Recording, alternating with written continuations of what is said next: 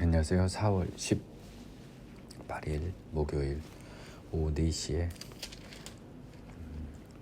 사사기 아마 마지막 강의가 될 것 같네요.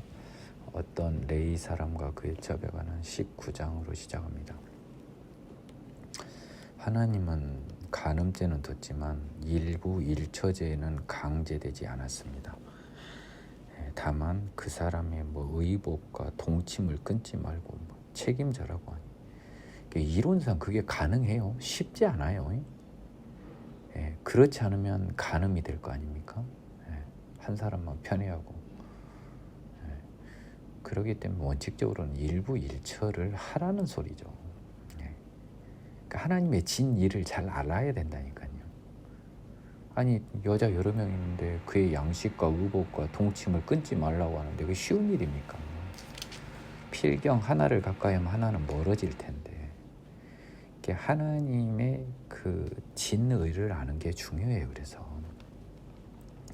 또 성경을 대충 보면 그냥 사람을 아내를 많이 둔 게 범죄로 또 생각할 수 있는데 하나님의 그 요건을 갖추는 한 적어도 범죄는 아니에요. 19장 보겠습니다. 오늘 지금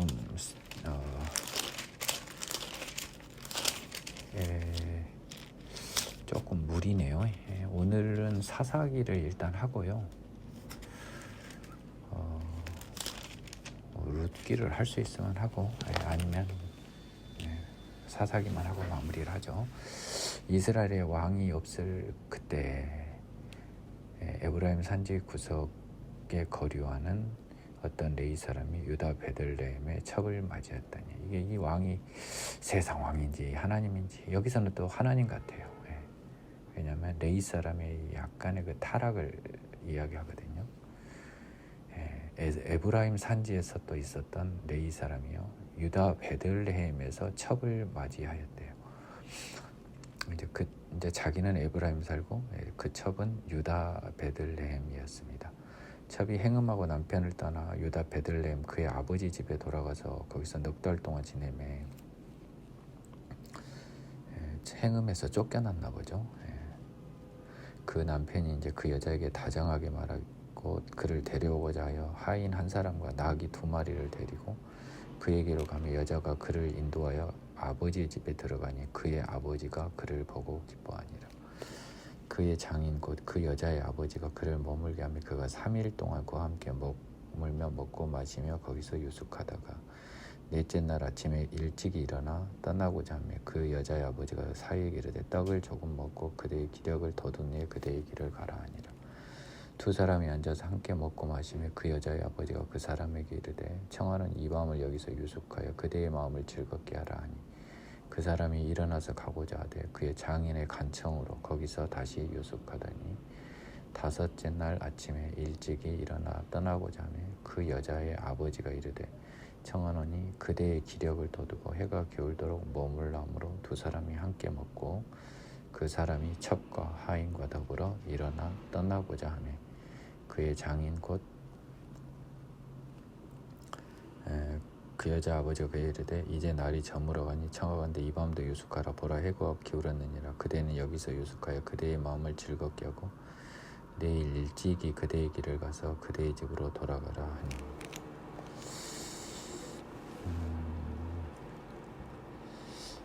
이 여자의 아버지가 이 레이인 사위를 오래 했던 것은 아마 행음한 것에 대한 미안함 때문에 좀 자신의 어떤 그 딸의 죄를 대신 좀 하여 아버지가 마음을 달래는 느낌이 조금 있어요. 봤을 때는 그 사람이 이제 이 레인도 여자를 데리러 왔다는 건 용서한 거잖아요. 그러면 용서한 거니까 고마운 거잖아요. 그 사람이 다시 밤을 지내고자 하지 아니하여 일어나 떠나 여부스 맞은편에 이르렀으니 여부스는 곧 예루살렘이라. 안장지은 나귀 2마리와 첩이 그와 함께 하였더라. 이게 지금 보면은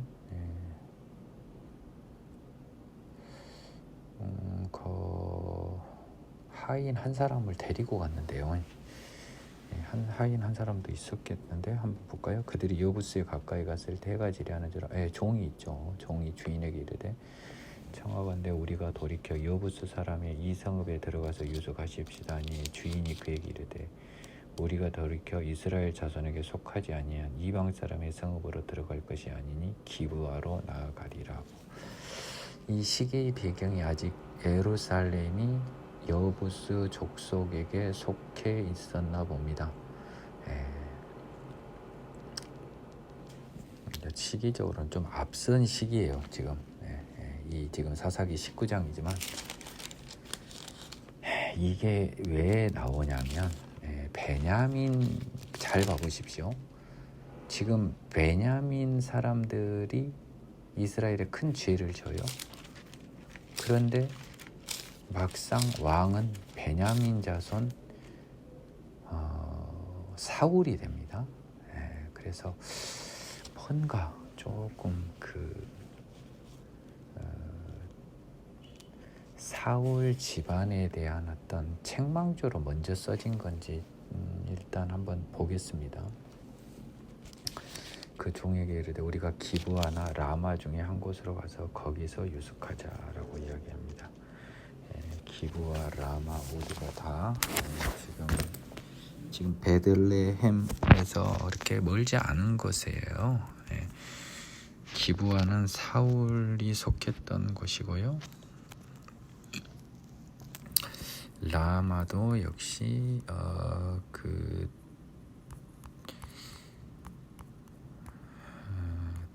보겠습니다. 라마, 기브아 지도를 제가 좀 봐야겠어요. 좀 무지히 그냥 가지 않고 지도를 확인해봐야겠더라고요. 어디 봅시다. 기브아는 베냐민이고 라마도 베냐민 땅이네요. 느낌에 아니면 에브라임, 베냐민 아니면 에브라임 땅인데요. 기브아가 예루살렘보다 바로 위에요. 라마는 거기보다 조금 더 위입니다. 그 위치를 이제 좀 아셔야 되잖아요. 그냥 막 막무가내로 막 이게 머릿속으로 보면 안 돼요. 저도 이때까지 머릿속으로만 봤거든요. 근데 여러분들을 가르쳐야 돼서 내가 어쩔 수 없이 지금 지도를 봐요. 그러면 다시 보니까 기브아는 베냐민이고요. 아마 라마는 아마 에브라임 같습니다. 에브라임. 그래서 위치를 잘 보라고요.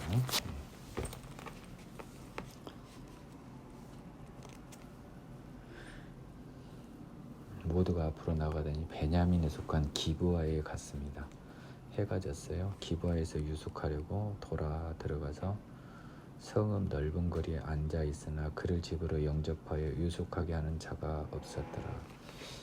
벌써 베냐민 족속들이 조금 문제가 있는 애들이죠. 나그네를 잘 대접하라는 게 하나님의 말씀이었잖아요. 저녁 때 한 놈이 밭에서 일하다 딴 사람도 아니고 노인이에요. 들어와서 그 사람은 베냐민 사람이 아니라 에브라임 산지 사람으로 기브아에 거류하는 자고 그곳 사람들은 베냐민 자손. 이 사람은 에브라임 사람이에요. 이게 베냐민이 뭔가 지금 꼬여요. 지금 느낌에. 노인이 눈을 들어 성읍 넓은 거리에 나그네 있는 것을 본지라. 노인이 묻되 그대는 어디로 가며 어디서 왔느냐니 그가 이르되 우리는 유다 베들레헴에서 에브라임 산지 구석으로 가나이다. 나는 그곳 사람으로서 유다 베들레헴. 그러니까 보니까 이게 또 몰랐는데 같은 동양 사람이네요. 노인하고.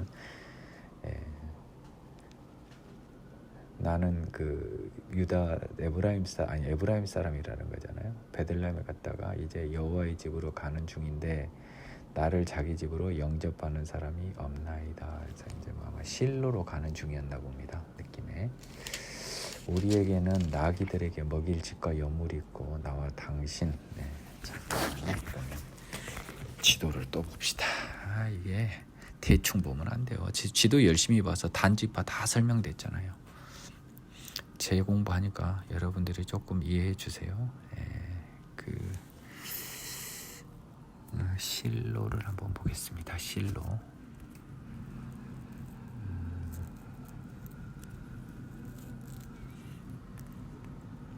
여러분들도 보셔야 돼요. 이게 어영부영하지 마시자고요. 하필 또 속도가 늦어지고 있네요. 이런 중차대한 시간에. 실로 한번 봐볼까요? 실로. 이런, 죄송합니다. 이런 실로를 쳤는데 어떻게 길갈이 나오죠? 실로 그림 여기 있습니다. 실로 그림을 했더니요, 뜨개질 실이 나와 버렸습니다.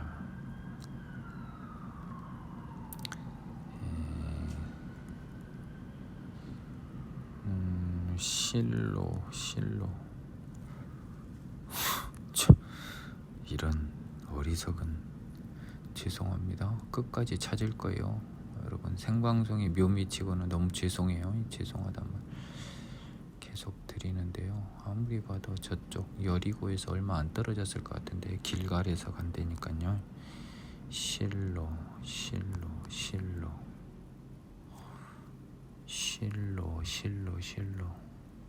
KDS 아베.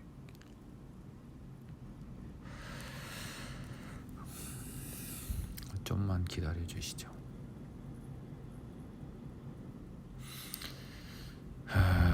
사마리아의 고대 도시이자 성소였다. 실로. 실로. 이게 지금 보니까요, 기부아보다 더 북쪽이에요. 그래서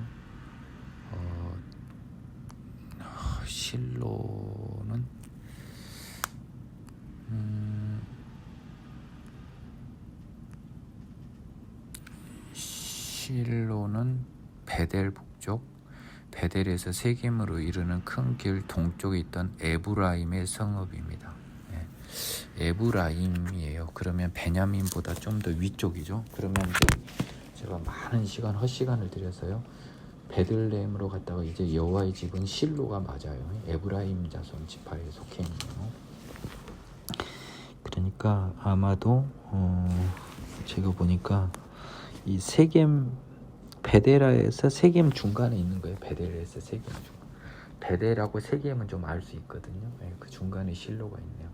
이렇게 해서 공부하면 절대 안 잊어먹습니다. 이제 저 실로의 위치를 안 잊어먹을 것 같아요. 제 공부하느라고 시간을 뺏어서 죄송합니다.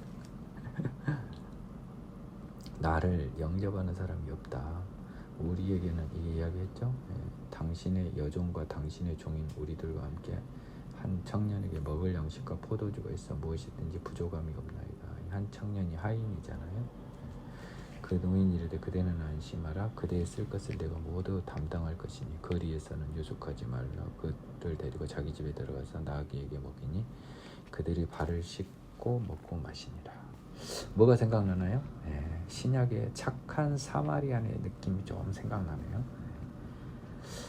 그들이 마음을 즐겁게 할 때 성읍 불량배들이 그 집을 에워싸고 문을 두들기며 집주인 노인에게 말하 이르되 네 집에 들어온 사람을 끌어내라. 우리가 그와 관계하리라. 이게 또 갑자기 또 소돔과 고모라 창세기로 되돌아가 버렸어요. 지금 여호와의 사자들한테 행패를 부렸던 소돔 사람들처럼 집주인 그 사람이 그들에게 나와서 이르되 아니라 내 형제들아, 청하는 이 같은 악행을 저지르지 말라. 이 사람이 내 집에 들어왔으니 이런 망령된 일을 행하지 말라.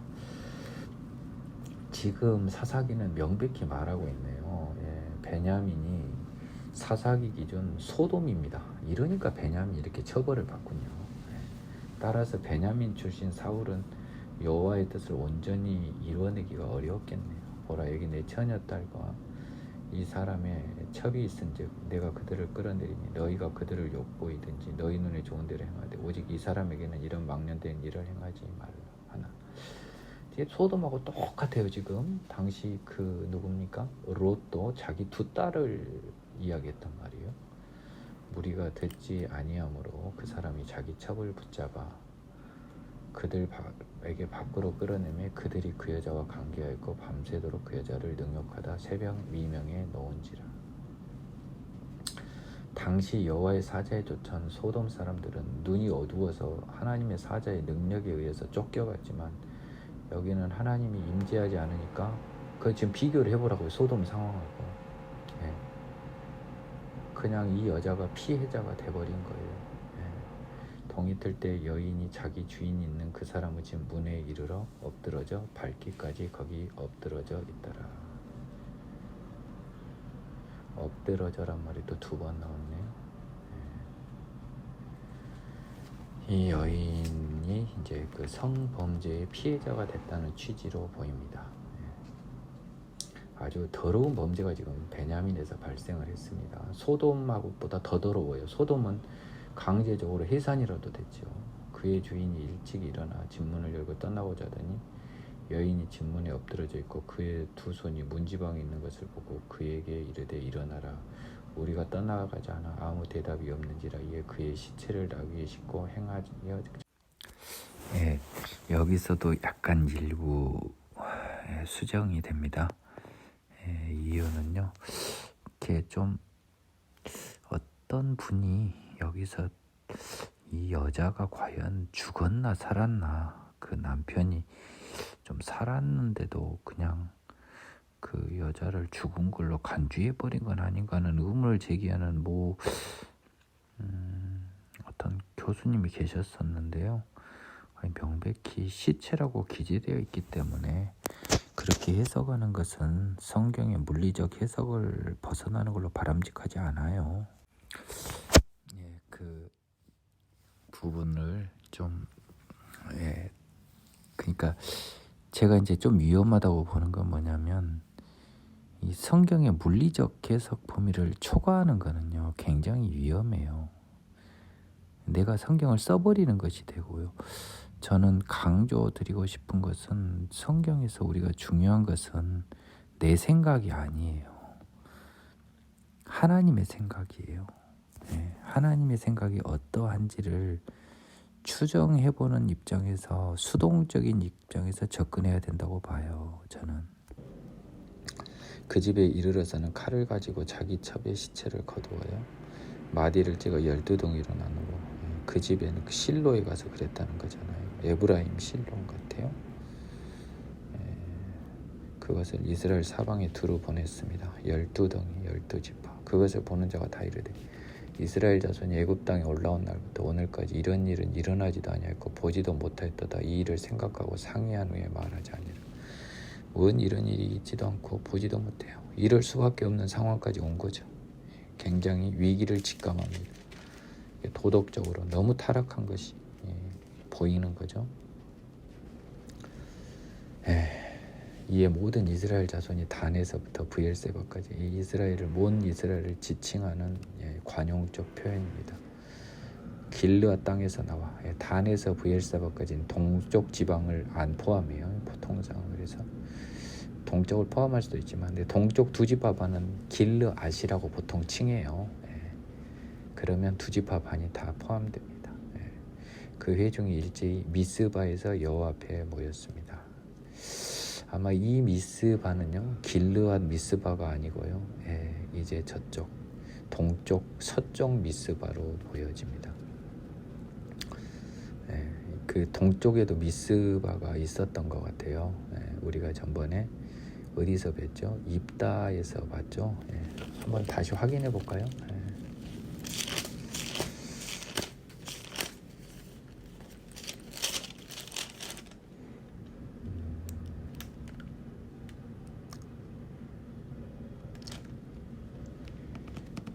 입다가요. 뭡니까? 길르앗 아르논 강가. 입다가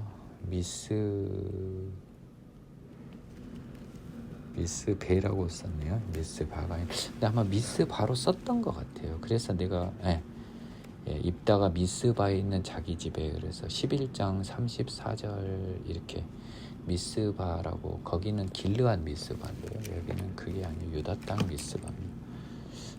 제가 지지난 강의 때로 기억하는데요.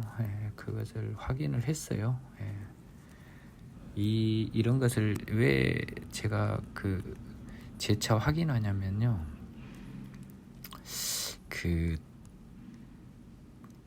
이것을 정확하게 하지 않으면 절대로 안 돼요. 이거는 예루살렘 북방 12km는요 유다와 베냐민 경계에 위치해 있어요. 그러니까 유다라고 할 수도 있고 베냐민이라고도 할 수 있는데, 일단 형식적으로는 베냐민 땅이었나 봅니다. 사무엘이요 나중에 여기서 기도를 해서 미스바 기도회 하는 게 여러분 여기에요. 그래서 제가 미스바의 위치를 베냐민 지파 소속입니다. 그리고 유다랑 경계입니다.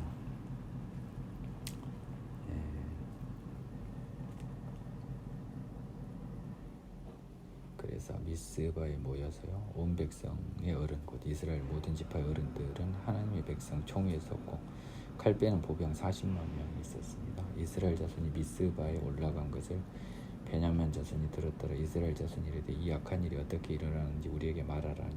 네이 사람 곧 죽임을 당한 여인의 남편이 대답하여 이르되 내가 내 첩과 더불어 베냐민에 속한 기브아에 유숙하러 갔더니, 이제 자초지정을 이야기한 거죠. 기브아 사람들이 나를 치러 일어나서 밤에 내가 묵고 있던 집을 에워싸고 나를 죽이려 하고 내 첩을 욕보여 그를 죽게 한지라. 내가 내 첩의 시체를 거두어 쪼개어 이스라엘 기업 온 땅에 보냈나니 이는 그들이 이스라엘 중에서 행음과 망령된 일을 행하였기 때문이라. 이스라엘 자손들아 너희가 다 여기 있은즉 너희의 의견과 방책을 낼지니라 하니라.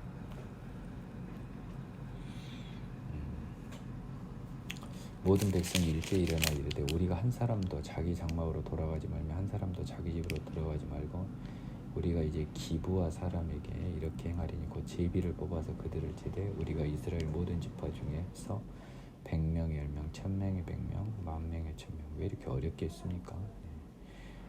10%를 뽑아 그 백성을 위하여 양식을 준비하고 그들에게 베냐민 기브아에 가서 그 무리가 이스라엘 중에서 망령된 일을 행한 대로 징계하게 하리라 하니라.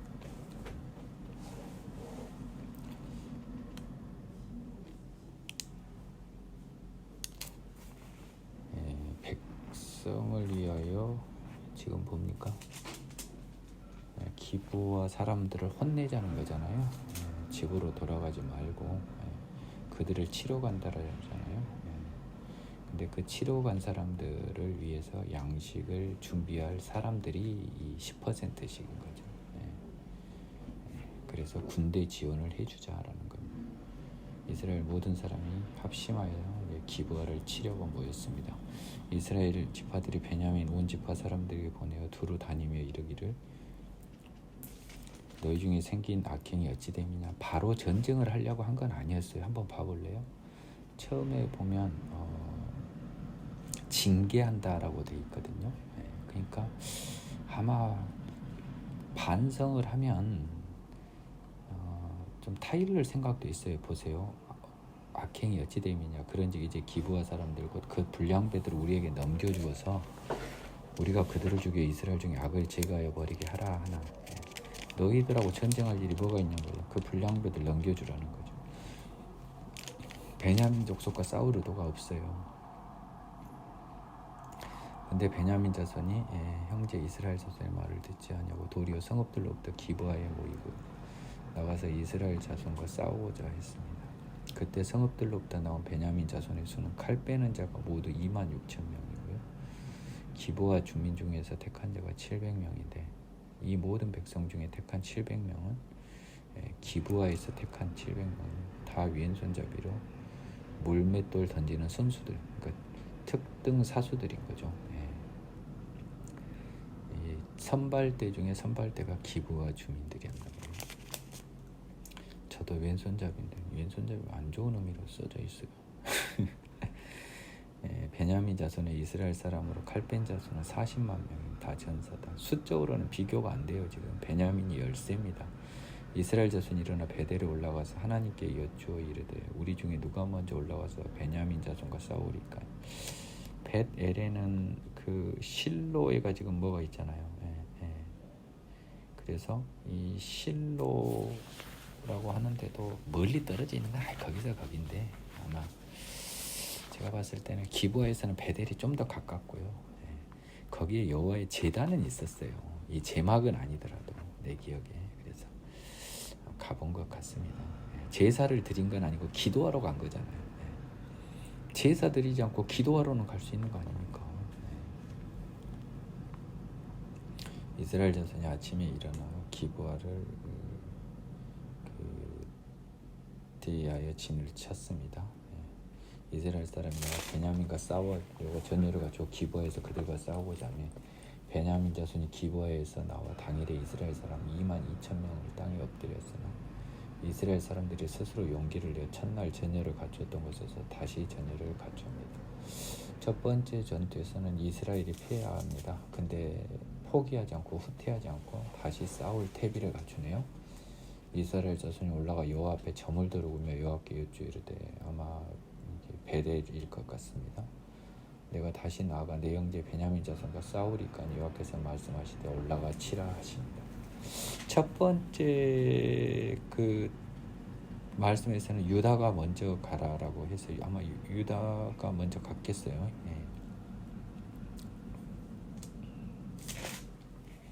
그래서 유다 자손이 큰 손실을 봤던 것으로 추측이 됩니다.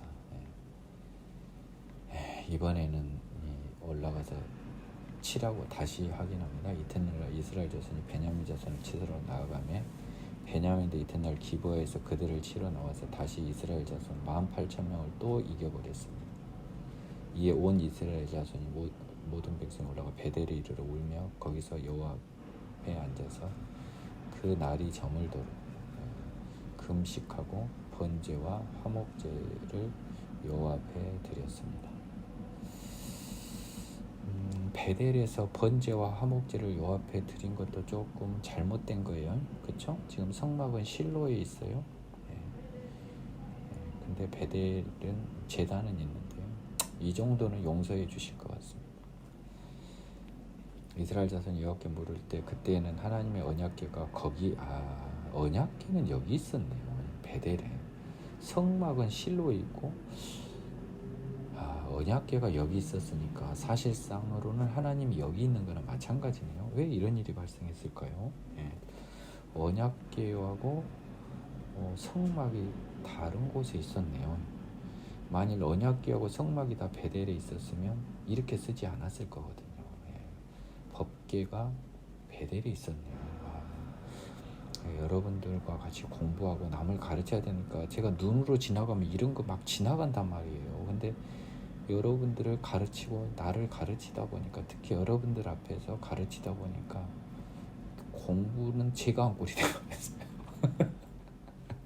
참 신기하네요. 지금 저는 전혀 이게 모르고 왔단 말이에요.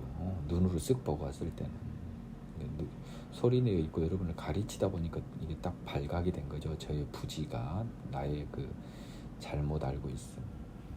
베델에 언약궤가 있었습니다. 아론의 손자 엘르아살의 아들 비느하스가 그 앞에 모시고 있었네요. 이스라엘 자손들이 여쭈기를 우리가 다시 나가 내 형제 베냐민 자손과 싸우리까 말리까니 여호와께서 이르시되 내일은 내가 그를 내 손에 넘겨주시리라 하십니다. 게임이 끝났네요. 하나님이 이 말씀을 안 했어요. 가라고만 말씀했었지 넘겨준다는 말씀 안 하셨는데 넘겨준다 했으면 게임은 끝난 거예요. 이스라엘이 기브아 주의 군사를 매복하니라. 이스라엘이 셋째 날 베냐민 자손을 치러 올라가서 전과 같이 기브아에 와서 전열을 갖추며 베냐민 자손이 나와서 백성을 맞더니 게임에 빠져 성읍을 떠났습니다. 그들이 큰 길 곧 한쪽 베델로 올라가는 길이 한쪽은 기브아의 들로 가는 길에서 백성을 쳐서 전과 같이 이스라엘 사람 30명가량을 죽이기 시작하며 지금 이제 기본적으로 기브아 그러니까 성이었겠죠. 기브아 어설픈 진지라고 칩시다. 그래서 지금 이제 이스라엘 족속이 후퇴를 한 거예요. 베델 올라가는 길 쪽으로. 베냐민 자손이 스스로 이들이 처음과 같이 우리 앞에 피한다 하나 이스라엘 자손은 이르기를 우리가 도망하여 그들을 성읍에서 큰 길로 깨어내자고 이스라엘 사람이 모두 그들의 처소에서 일어나 바알 다말에서 전열을 갖추었고 이스라엘의 복병은 그 장소 곧 기브와 초장에서 쏟아져 나왔답니다.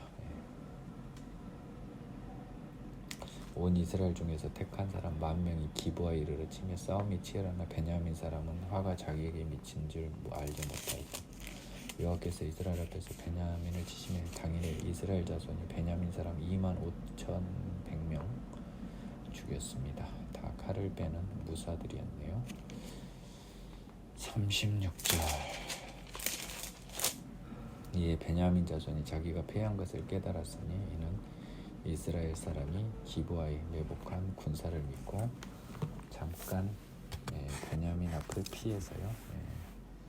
이렇게 뻔한 매복전에도 많이 당한 건 하나님이 그 어리석음으로 이끌었기 때문이에요. 복병이 급히 나와 기브아로 돌격하고 나아가며 칼날로 온 성을 쳤습니다. 처음에 이스라엘 사람과 복병 사이에 약속하기를 성읍에서 큰 연기가 치솟는 것으로 군우를 삼자 하고 이스라엘 사람은 싸우다 물러가고 베냐민 사람은 이스라엘 사람 30명가량을 쳐 죽이기를 시작하며 이르기를 이들이 틀림없이 처음 싸움같이 우리에게 피한다 하다가 연기 구름이 기둥같이 성읍 가운데서 치솟을 때 베냐민 사람이 뒤를 갈 때에 온 성읍의 연기가 하늘에 닿았고 이스라엘 사람은 돌아서는지라. 베냐민 사람들이 화가 자기들에게 미친 것을 보고 심히 놀라 이스라엘 사람 앞에서 몸을 돌려 광야길로 행하였으나 군사가 급히 추격하며 각 성읍에서 나온 자를 그 가운데서 진멸하니라.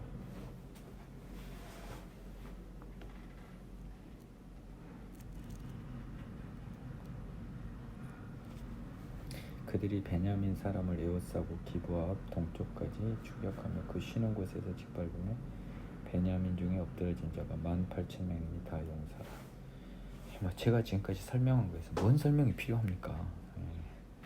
그들이 몸을 돌려 광야로 도망하였으나 이제 이들은 기브아로도 못 도망가고요.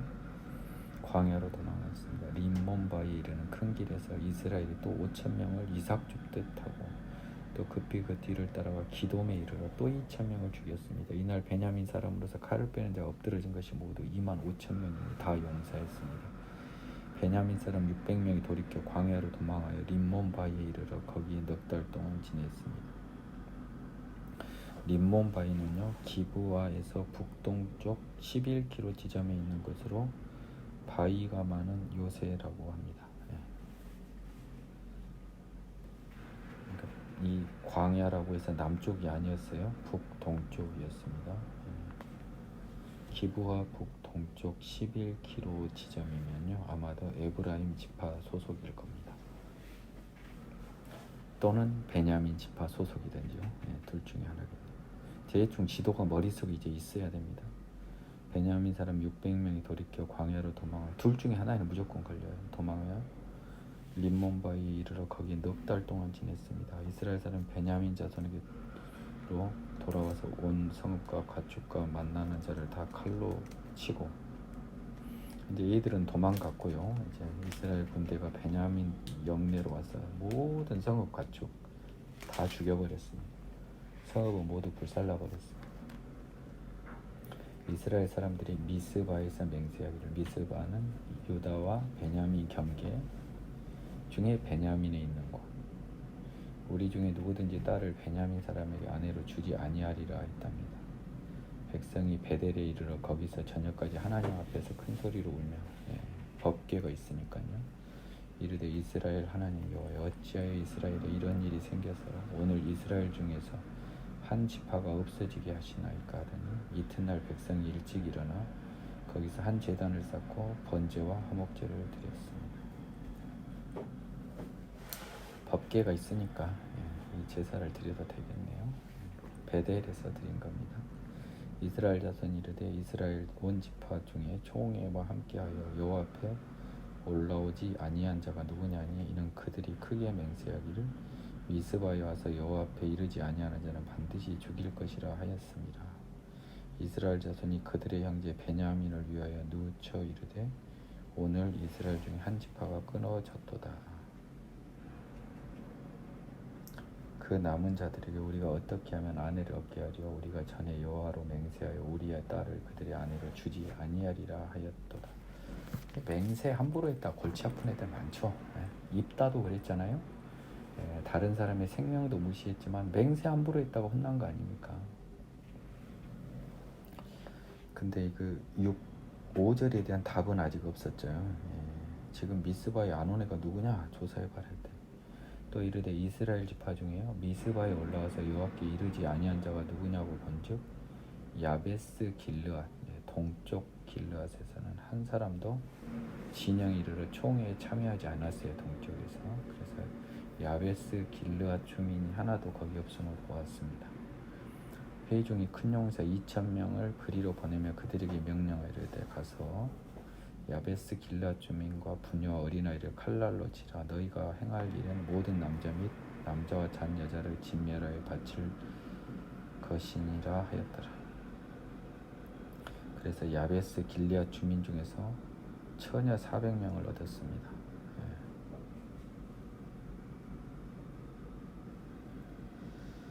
야베스는요 갈릴리 호수와 야복강의 중간 지점인데요.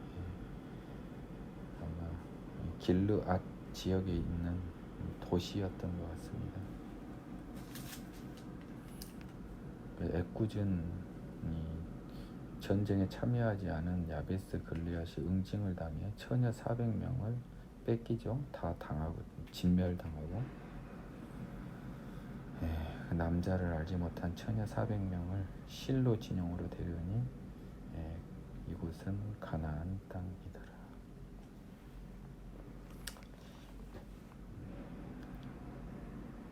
이 땅이 이것이 왜 이렇게 써졌나 또 저는 굉장히 궁금합니다. 갑자기 야베스 길르앗 동쪽 이거는 보통 가나안이라고 표시 안 하더라고요. 요단강 서쪽을 가나안이라고 하니까요. 근데 이 말은 뭔 말입니까? 나는 이 반어적인 의미가 섞여 있어요. 지금 애들이 지금 엉망진창이 돼버렸잖아요. 이제 또 갑자기 야베스 길르앗 주민 억지로 죽여서 지기 어설픈 맹세를 지키기 위하여 여자를 얻기 위해 또 한 종족을 진멸하고 자기 종족을요. 더더군다나 안 왔다는 이유로 이렇게 할 정도는 아니고. 그리고 실로 진영에 데려왔어요. 실로는 뭐예요? 성막은 있어요. 법계는 없어도 이 더러운 범죄를 또 이스라엘이 연쇄적인 범죄를 하면서 오니 이곳은 가나안 땅이더라. 실로가 아니더라. 이곳은 뭐다? 젖과 끓이는 가나안 땅이 아니라 여호와께서 쫓아냈던 기존의 가나안 족속들 그 죄로 가득 찬 가나안 땅이더라. 이런 의미가 딱 보이는 거예요. 실로하고 가나안이 딱 대입이 되는 거예요. 그들은 성스러운 실로로 와서 여기서 좀 깨끗하게 한 다음에 이 베냐민 족속에게 400명 처녀 주려고 했지만 하나님은 뭐라 그러는 거예요? 이곳은 가나안 땅이다. 하나님의 거룩한 땅이 이제 아니다. 원의 종이 림몬바에 있는 베냐민 자손에게 사람을 보내어 평화를 공포하게 하였습니다. 베냐민 자손 항복해라.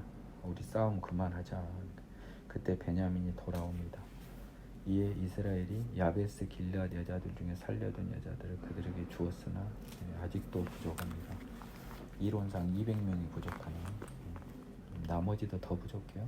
백성들이 베냐민을 위하여 뉘우쳤으니 여호와께서 이스라엘 지파 중에 한 지파가 빠지게 하셨습니다. 이제 감정적으로 흥분해서 막 싸웠는데 이것도 하나님의 큰 뜻이었거든요. 나는 베냐민 지파가 없어지는 게 하나님의 뜻인 것 같아요. 제 느낌에는 이 베냐민 지파를 이 살려둔 것이 내가 봤을 때는 왠지 이 이스라엘이 잘한 것 같지가 않아요. 왜냐하면 봐보세요. 이 다음에 베냐민의 사울이 오지만 실패하고요. 베냐민은 아무 존재가 없어요. 남북 이스라엘이 분리가 될 때 베냐민은 스키다시처럼 유다의 속국같이 된단 말이에요. 정확하지는 않지만 왠지 느낌에 베냐민을 살려둔 것은 하나님의 뜻이 아니었던 것 같아요. 저는 그렇습니다. 이스라엘 지파의 생각, 인간적인 생각이었던 것 같아요. 이 뭐 좀 말로 할 수 없는 범죄를 한 이스라엘을 대항한 베냐민을 왜 살려둬요? 가나안 땅이더라. 이 말이 또 충격적이고요.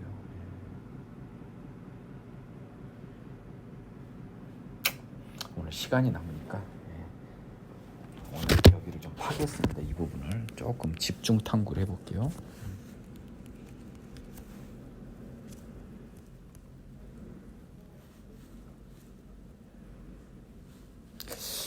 이게 시간이 남아서 잘 됐습니다. 오늘은 실로를 집중 탐구하겠습니다.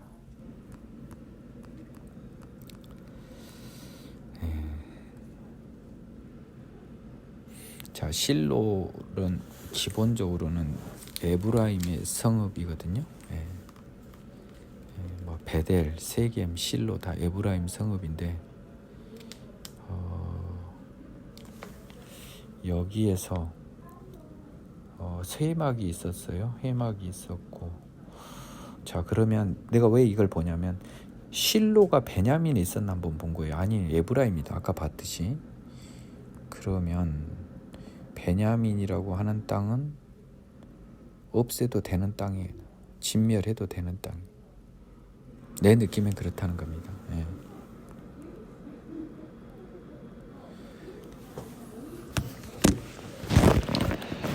그래서 세종의 장로들이 베냐민의 여인이 다 멸절됐으니 이제 그 남은 자들이 어떻게 하여야 아내를 얻게 할고 또 이르되 베냐민 중 도망하여 살아남은 자에게 마땅히 기업이 있어야 하리니 그리하면 이스라엘 중에 한 지파가 사라짐이리라. 그러나 우리가 우리의 딸을 그들의 아내를 주지 못하리니는 이스라엘 자손이 맹세하여 이르기를 딸을 베냐민 아내로 주는 자는 저주를 받으리라 하였음이로다 하니라.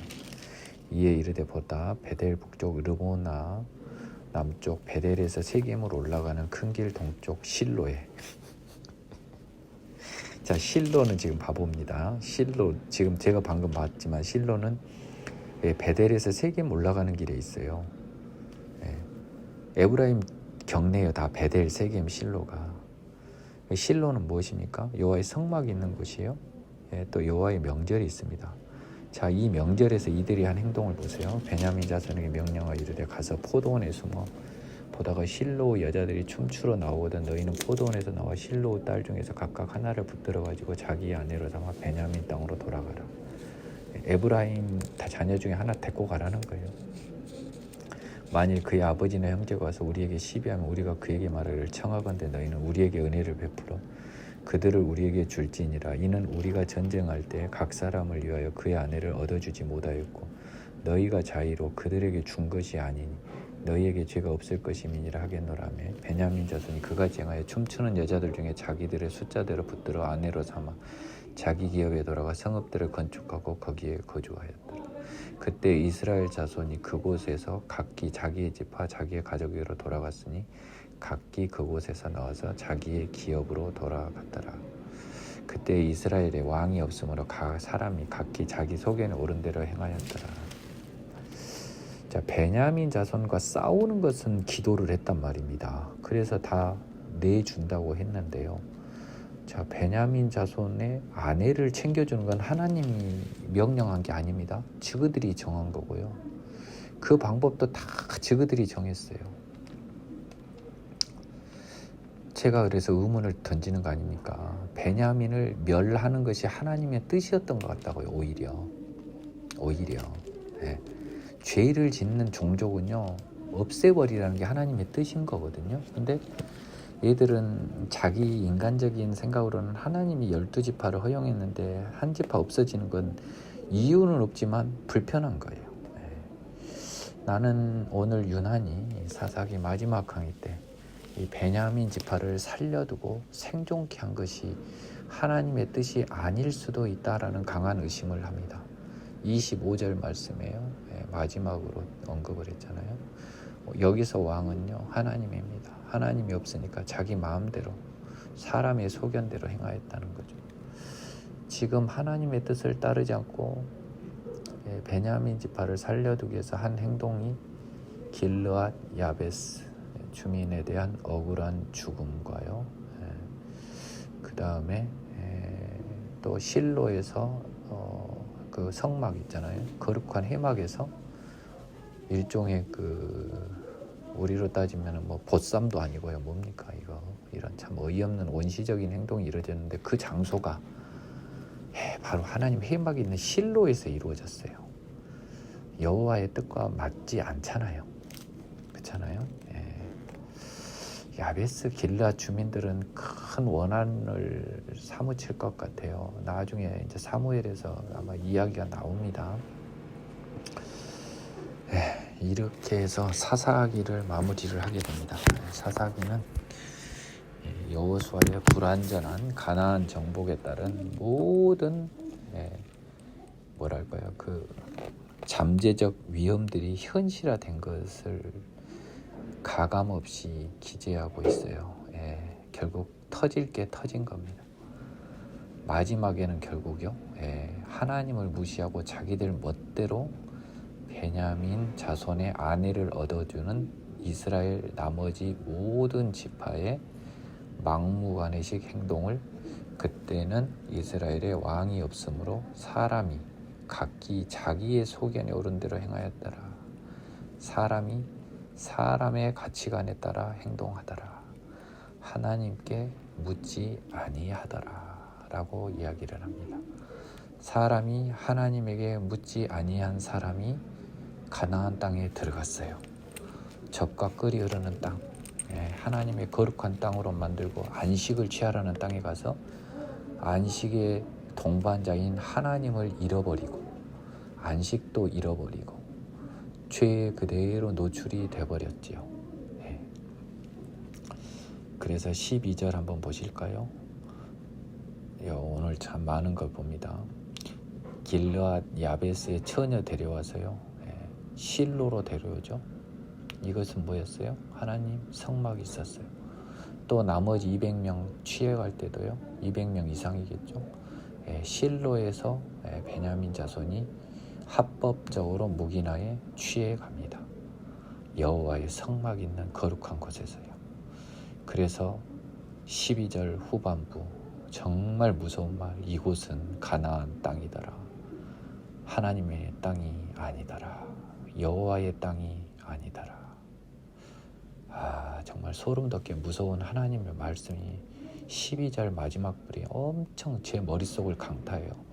이곳은 가나안 땅이더라. 실로에 봐보세요. 실로는 하나님의 성막이 있잖아요. 그럼 이곳은 거룩한 땅이더라 해야 되잖아요. 그 거룩한 땅이 비록 성막은 있으나 이곳은 가나안 땅이더라. 정말 뒤통수 때립니다. 오늘. 오늘 사사기 마지막 날 엄청난 충격적인 것을 확인하게 되네요.